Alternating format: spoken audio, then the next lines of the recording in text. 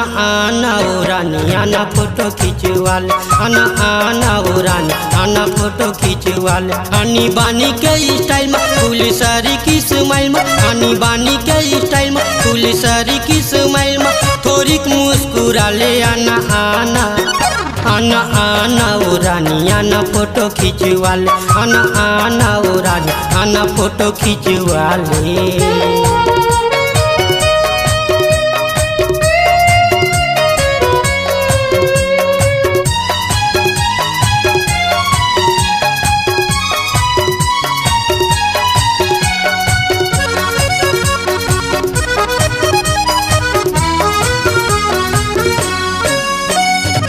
हवा डिजिटल के नंबर मोर के मरा,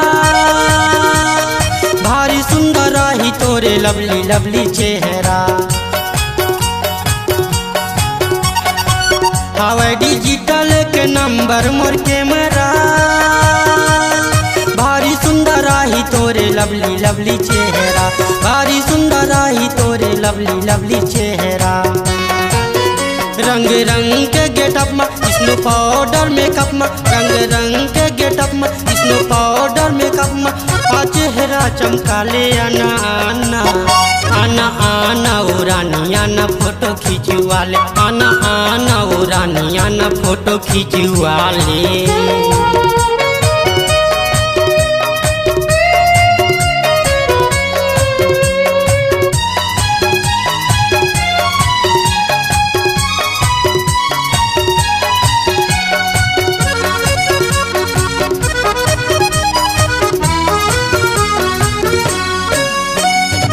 जबे हाईलाइट दुनिया भर में होता है, तोर फोटो बिना नहीं छापे कोनो पेपर। हो जबे हाईलाइट दुनिया भर में होता है, तोर फोटो बिना नहीं छापे कोनो पेपर, तोर फोटो बिना नहीं छापे कोनो पेपर। गली गली हो ही चर्चा बन जाबे ऐश्वर्या, गली गली हो ही चर्चा बन जाबे ऐश्वर्या। सपना सजा ले। आना ओ रानी आना फोटो खिंचवाले, आना ओ रानी आना फोटो खिंचवाले।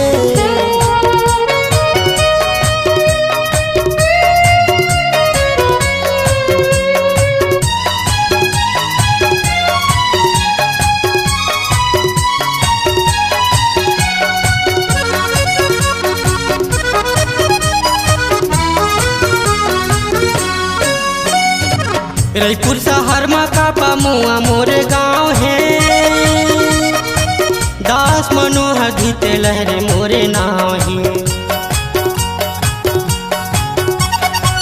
रायपुर शहर में कापा मुआ मोरे गाँव है, दास मनोहर धीते लहरे मोरे नाव है, दास मनोहर धीते लहरे मोरे नाव है।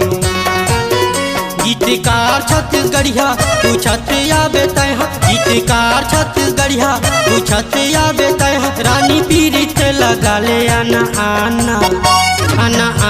ओ रानी आना फोटो खिंचवाले, आना ओ रानी आना फोटो खिंचवाले। आनी बानी के स्टाइल में फुल सारी की स्माइल में, आनी बानी के स्टाइल में फुल सारी की स्माइल में थोड़ी मुस्कुरा ले। आना